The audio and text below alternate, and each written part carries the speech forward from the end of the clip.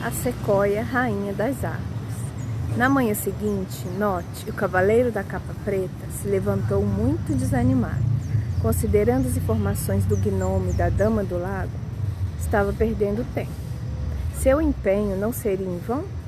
Chegou a pensar em voltar e desistir. No entanto, a viagem até o bosque encantado tinha sido longa e, já que estava ali, optou por ficar até o 7º dia. Talvez finalmente encontrasse alguém que lhe dissesse onde achar o trevo mágico de 4 folhas.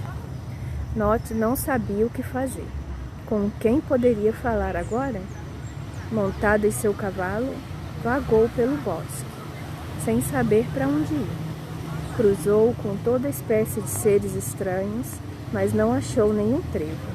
Enquanto cavalgava, olhava para o chão, procurando uma pista capaz de indicar onde o trevo poderia germinar. E de repente, percebeu uma coisa. Ele não falara ainda com a sequoia, o primeiro habitante do bosque encantado. Ela saberia lhe dizer algo. Como dizia que a sequoia era a primeira árvore nascida no bosque encantado, ele cavalgou até o centro da mata, onde a encontrou. Note desceu do cavalo e aproximou-se. Sabia que naquele bosque todos os seres vivos e até os inanimados tinham capacidade de falar. E assim dirigiu-se a sequoia e perguntou: Sequoia, rainha das árvores, você consegue falar? Não houve resposta, mas ele insistiu. Sequoia, rainha das árvores, estou lhe fazendo uma pergunta. Faça o favor de me responder. Não sabe quem eu sou? Sou o cavaleiro Note. A sequoia começou a se mexer, seu impressionante tronco, e disse ao cavaleiro: Já sei quem você é. Por acaso não sabe que eu conheço cada uma das árvores deste bosque? Não sabe que através de nossas folhas todas estamos em contato físico umas com as outras? As informações correm rapidamente através dos nossos galhos. Faça sua pergunta se quiser, mas depois vá embora, porque eu estou cansada. Tenho mais de 1000 anos e falar me cansa.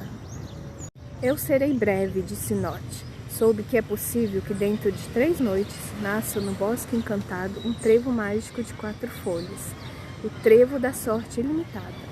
Mas tanto o gnomo como a dona do lago me disseram que jamais cresceu um só trevo aqui. Você vive neste bosque desde que ele existe. Sabe de tudo o que acontece. É verdade que nunca houve um trevo sequer neste bosque? A sequoia levou um tempo para responder. Passou pela sua memória de 1000 anos, revendo todo o conhecimento que tinha, passando por cada um dos seus anéis que comportam o seu tronco. E isso demorou. O cavaleiro Note perdeu a paciência. Vamos, responda. Eu estou com pressa, ele protestou. E ela respondeu: Eu estou pensando, estou recordando. Você é impaciente, como a maioria dos seres humanos. Seria melhor se vocês fossem como as árvores, que são muito mais pacientes. Se passaram mais alguns minutos, Note, muito apressado, deu a volta para ir embora, pensando que a sequoia não queria responder. Ela, porém, começou a falar justamente no momento em que o cavaleiro se preparava para partir. Como se fosse uma bibliotecária que tivesse revisto 1000 fichas de livros à procura de uma obra específica. A árvore respondeu, no fim de sua pesquisa: Você está certo. Nunca nasceu um trevo no bosque encantado, muito menos um trevo mágico de 4 folhas. Em tempo algum, nestes 1000 anos, nunca. Note ficou desolado. Provavelmente Merlin teria recebido uma informação errada. O mago lhe enganou. Note sentiu-se deprimido de verdade. Era o 3º habitante do bosque a dizer que não teve sorte para ele. Estava tão obcecado com essa realidade que já não conseguia ver nada além dela. Realmente, escutar os outros, que já se sabe, só leva a afundar-se na própria evidência. Qualquer pessoa que, como Note, estivesse obcecado em saber se há ou não trevos no bosque, não conseguiria pensar em outra coisa que não fosse isso. Ele não se deu conta de que era preciso fazer alguma coisa a respeito, e por isso o cavaleiro estava tão abatido. Sentia-se uma vítima usado e enganado. Ele se encontrara numa situação em que não via qualquer possibilidade de sucesso. Vamos ver agora o que o nosso cavaleiro branco andava a fazer. Naquela manhã, o cavaleiro branco se levantou mais satisfeito do que no dia anterior e observou alegre tudo que já havia providenciado. Terra fértil, água abundante. Se o lugar em que nasceria o trevo mágico fosse esse, agora ele precisaria saber o quanto de sol e de sombra seria necessário. Cid era um cavaleiro e não um especialista em jardinagem, e por isso tinha que falar com alguém que conhecesse muito bem as plantas e as árvores. Mas quem? E logo se lembrou. Claro, como não? A sequoia é a árvore mais sábia do bosque. Cid cavalgou até o centro do bosque, desceu de seu cavalo, como há pouco havia feito o próprio Norris. Ele se aproximou generosamente dela e perguntou: distinta sequoia, rainha das árvores, deseja conversar? Não obteve nenhuma resposta, mas ele insistiu. Respeitada e venerada sequoia, rainha das árvores, se não estiver muito cansada, gostaria de lhe fazer uma pergunta. Se você não puder falar agora, voltarei em outro momento. A verdade é que a sequoia havia decidido não lhe responder a outro arrogante cavaleiro que lhe fizesse perguntas. Mas viu que Cid não era impaciente nem arrogante. Pela amabilidade de suas palavras e seu respeitoso gesto de inclinar a cabeça e apoiar o joelho no chão, ela deduziu que era uma pessoa distinta. Quando ele já estava indo embora, ela o chamou de volta. É verdade que eu estou cansada. Diga-me, porém, qual é a sua pergunta? Obrigada por me responder, rainha das árvores. Minha pergunta é muito simples.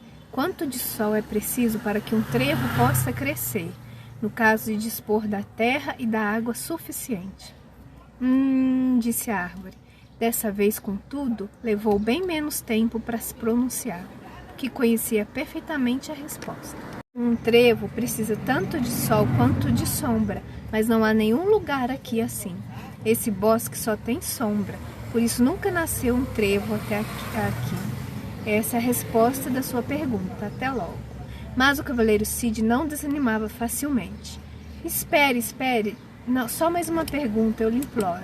Você que é a rainha das árvores, me permite podar alguns galhos das suas árvores? Tenho autorização para fazer isso? A sequoia respondeu: minha permissão não é necessária. Você tem apenas que tirar as folhas e os galhos secos. Neste bosque, ninguém jamais trabalhou para manter limpas as copas das árvores. Nossos galhos nunca foram podados, por isso a luz não penetra aqui.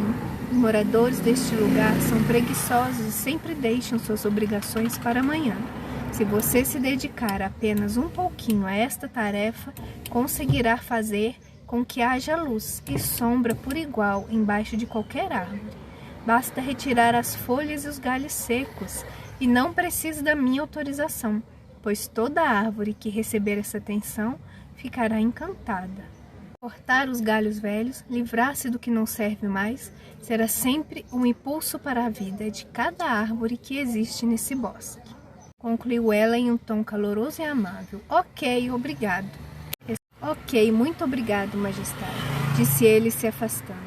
Ele cavalgou até o lugar que ela disse, mas já era tarde. Ele pensou para limpar os galhos no dia seguinte, pois não tinha mais nada para fazer. Já tinha terra, água e sabia qual a quantidade apropriada de sol.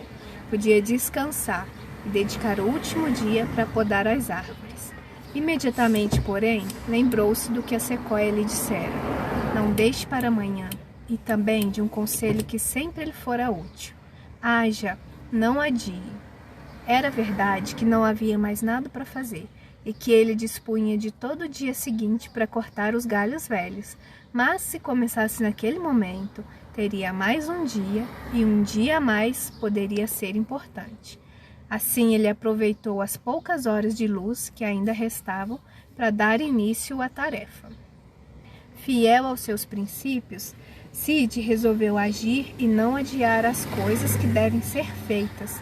Subiu até a copa das árvores de seu pequeno terreno e se dedicou com paixão a recolher todos os galhos mortos, todas as folhas secas.